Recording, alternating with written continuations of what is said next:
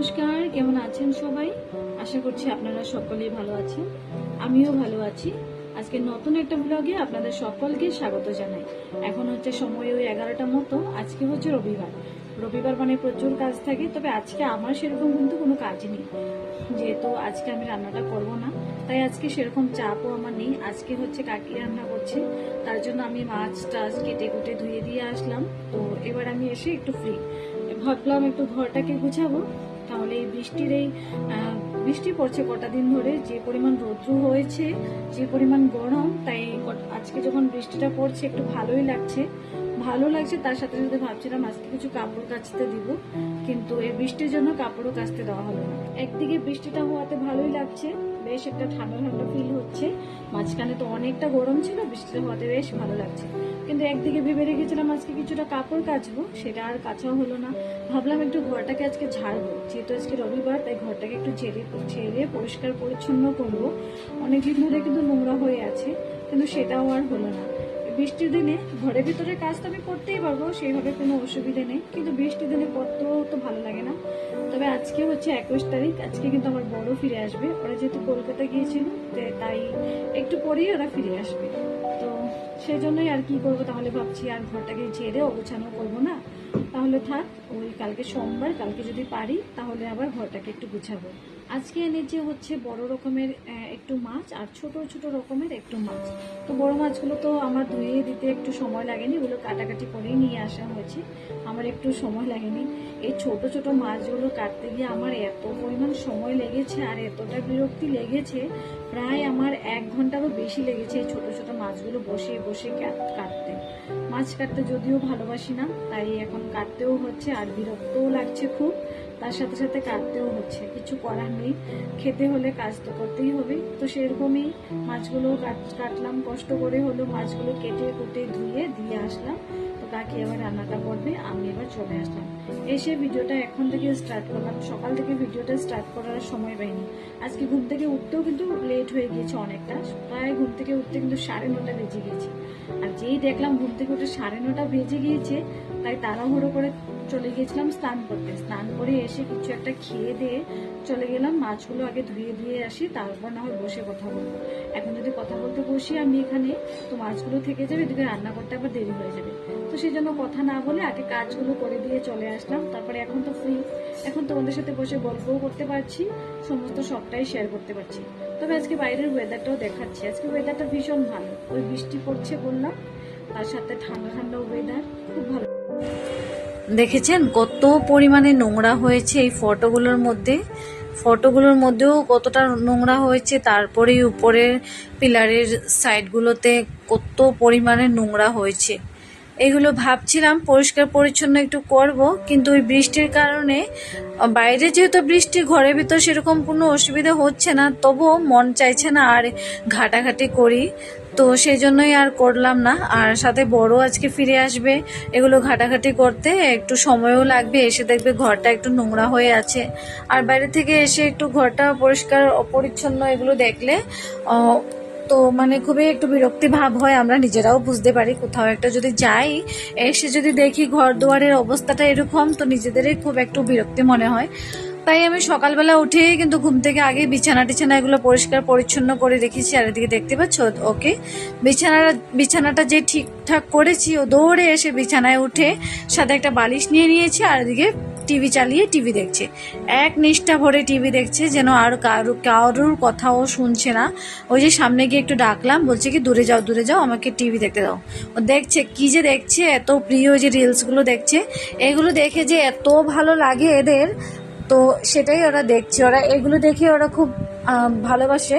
আর যেহেতু স্কুলও নেই, আজকে হচ্ছে ওই রবিবার, আজকে স্কুল নেই, বন্ধ রয়েছে, সাথে এক্সাম ছিল শনিবার দিন, সেটাও শেষ হয়ে গিয়েছে। ওই জন্য নিশ্চিন্ত, কোনো চিন্তা ভাবনা নেই, তাই বসে বসে দারুণভাবে সুন্দর করে টিভি দেখছে। এদিকে আজকের ওয়েদারটাও কিন্তু ভীষণই ভালো ওয়েদার, একটু মেঘলা মেঘলা ওয়েদার। এখনো পর্যন্ত বৃষ্টি কিন্তু নামেনি, ওই ঝিরে ঝিরে বৃষ্টি হচ্ছে বাইরে, দেখে বুঝতেই পারছো ঝিরে ঝিরে বৃষ্টিই হচ্ছে, সেরকম করে বৃষ্টিও নেই। একটা ঝড় যদি আসে বেশ ভালোই লাগবে, কিন্তু ঝড়টা আর আসবে না। মনে হচ্ছে, কিন্তু একটু যে পরিমাণে গরম পড়েছে, একটু বৃষ্টি আসলে একটু ঝড় আসলে ভালোই লাগে, ব্যাপারটা কোনো একটা খারাপ হয় না। কিন্তু এদিকে বড় কিন্তু চলে এসেছে, তো চলে এসেছে আবার হাত মুখ ধুতে চলে গিয়েছে। আমি এবার দেখতে এসেছি রান্নাবান্না কতদূর হয়েছে। এসে দেখি রান্নাঘরে রান্নাবান্না কিন্তু প্রায় হয়ে এসেছে।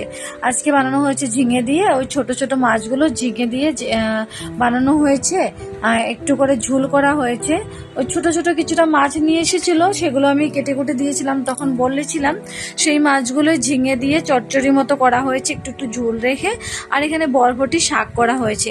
এই বরবটির শাকের রেসিপিটা একদিন বানানো হয়েছিল, খেতে যে এত ভালো লাগছিল, খেয়ে যে খুব ভালো লাগছিল। একাদশীর পরের দিন, সেদিন ছিল পারনা, আর ওই পারনের দিনেই কিন্তু বানানো হয়েছিল এই বরবটির শাকটা।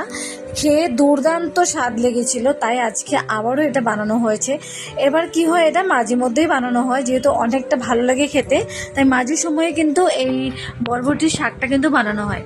এদিকে বড় রকমের একটু রৌ মাছ আনা হয়েছে, রৌ মাছের মুড়ো রয়েছে। তো রৌ মাছের মুড়ো, লেজা মাছ সবকিছু মিলিয়ে একটা ঝোল করা হয়েছে। আর এই ঝোলটা করা হয়েছে আলু, কাঁচা কলা এগুলো দিয়ে কিন্তু ঝোলটা করা হয়েছে। ঝোলটা বেশ একটু ঝকঝক টকটকে করে করা হয়েছে, যেন দুপুরে খেয়ে রাতের জন্যও হয়ে যায়। রাতের জন্য মাছ তো হয়েই যাবে সবার, ঝোলটা হবে না নাই সেটা কিন্তু একটু ডাউট রয়েছে। একটু ডাল রয়েছে, ডাল থাকলে ঝোলটাও থেকে যাবে, অসুবিধা হবে না। কারণ ডাল যদি থাকে, ডালটা দিয়ে দিলে ঝোলটা একটু কম হলেও হয়, তো সেজন্য ঝোলটা একটু থেকে যাবে। এদিকে ও আসার পর আমি ওর ব্যাগপত্রগুলো একটু খালি করছি, কি কি এনেছি এটাও দেখছি। আর এই নোংরা জামা কাপড়গুলো এগুলো আলাদা করছি, এগুলো কালকে কাচতে দেবো, তাই একটু আলাদা করছি। ও আসার সময় নিয়ে এসেছিল মিষ্টি, তো কলকাতার দারুণ মিষ্টি নিয়ে এসেছে। এই যে মিষ্টিগুলো কি সুন্দর, ইলিশ মাছের শেপে মিষ্টিগুলো দেখতে কি ভালো লাগছে। আমরা বলছি ইলিশ মাছের মিষ্টি, সেরকমটাই আমরা বলছি। খেতে দুর্দান্ত স্বাদ কিন্তু এই মিষ্টিগুলো একটু, হ্যাঁ তবে একটু মিষ্টি বেশি, ও মিষ্টিতে তো আবার মিষ্টি বেশি থাকবেই, সেটাই স্বাভাবিক। কিন্তু মিষ্টিটা একটু বেশি, কিন্তু তবে দুর্দান্ত স্বাদ। তো এই মিষ্টিগুলো এনেছে, এবার একটু তুলে রেখে দেবো ফ্রিজে। বিকেলবেলা যখন চা দেবো, তখন চায়ের সাথে মিষ্টিগুলো বেড়ে সবাইকে দিয়ে দেবো, আমরাও সাথে বসে খেয়ে নেব, সবাইকে দিয়ে দেবো। আজকে তো রবিবার, কালকে হচ্ছে সোমবার, সোমবারে তো নিরামিষ। তো নিরামিষের দিন আগে থেকে সবজি টবজি আজকে আনা হয়েছে, এগুলোকে গুছিয়ে ফ্রিজে তুলে রাখবো। কাল যেহেতু সোমবারে নিরামিষ সবজি টবজি লাগবে, তো সেই জন্য আজকেই আনা হয়েছে। অনেকটা ভুল নিয়ে আসা হয়েছে, আমরা যেহেতু রুটি খাই, তো রুটি দিয়ে ভুল সবজি ভীষণ ভালো লাগে খেতে। তার সাথে জালি কুমড়ো নিয়ে এসেছে, কাঁচা লঙ্কা নিয়ে এসেছে, আরও টুকিনাকি অনেক কিছু সবজি নিয়ে এসেছে। বিকেলে এখন ওই 4টে মতো বাজে, 4টে কি 4:30 সেরকমটাই হবে। এবার আমি সবাইকে দেবো চায়ের জন্য আমি মিষ্টিগুলো থালাতে একটা প্লেটে আমি এখানে মিষ্টিগুলো বেড়ে নিয়েছি। 4 পিস ওই ইলিশ মাছের মিষ্টিগুলো নিলাম, 4 পিস ওই রোল শেপের মিষ্টিগুলো নিলাম। এগুলোকে আদৌ কি মিষ্টি নাম বলে সেটা আমি জানি না, তো তার জন্য আমি শেপটা দেখলাম ইলিশ মাছের মতো, তো সবাই বলছে ইলিশ মাছের মিষ্টি, তো আমিও সেটাই বলছি, ইলিশ মাছের মিষ্টি। তো ওইগুলো বেড়ে নিলাম, এখানে 3 কাপ চা করে নিলাম। আমার জন্য, বরের জন্য আর দাদুর জন্য 3 কাপ চা করে নিলাম। দাদুর জন্য চিনি ছাড়া চা, আমার জন্য, বরের জন্য চিনি দিয়ে একটু চা করে নিলাম। এদিকে আমি মিষ্টি টিষ্টি বেড়ে এবার নিয়ে এসেছি। বিকেলবেলা রোজই ওরা শুয়ে থাকে, তো আমি চা নিয়ে আসবো, তাহলেই উঠবে। আর এটা না আমার খুব পুরনো একটা হ্যাবিটস বলতে পারো, বিয়ের পর থেকে আমি এই জিনিসটা করছি। রোজই আমি বিকেলবেলা চা করছি, চা করে নিয়ে এসে আমি বিছানায় দিচ্ছি, তারপর খেয়ে উঠে কাজে যাচ্ছে। ও কিন্তু জাগনা থাকবে, শুয়ে থাকবে না, কিন্তু জেগে থাকবে। কিন্তু জেগে থাকলেও কি হবে, উঠবে না। যতক্ষণ না পর্যন্ত আমি চা আনবো, ততক্ষণ না পর্যন্ত উঠবে না। লোকের মর্নিং রুটিন থাকে এটা, মর্নিংয়ে চা নিয়ে আসবে বউ, তারপর বর উঠবে, উঠে বসে চা খাবে, খেয়ে যাবে। কিন্তু আমার এটা বিকেলের রুটিন হয়ে গিয়েছে, সকালে আমি চা দিই না। সকালে আমি ঘুম থেকে উঠিও একটু লেট করে, সেজন্য সকালে আমি চাটা দিই না, আমি বিকেলে চাটাই দিই। সেটাই আমার রুটিন হয়ে গিয়েছে। চা নিয়ে আসবো, ও উঠবে, একসাথে বসে চা খাবো, তারপর ও কাজে চলে যাবে, আমি আমার নিজের মতো কাজে বসে থাকবো।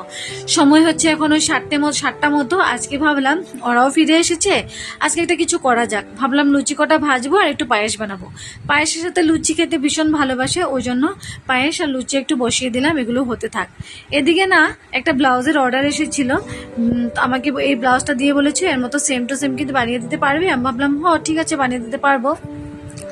Same to same. আমি যেহেতু আগে থেকেই সেলাই করতাম, এখন কম করি, যখন টাইম পাই তখন করি, নাহলে সেভাবে করি না।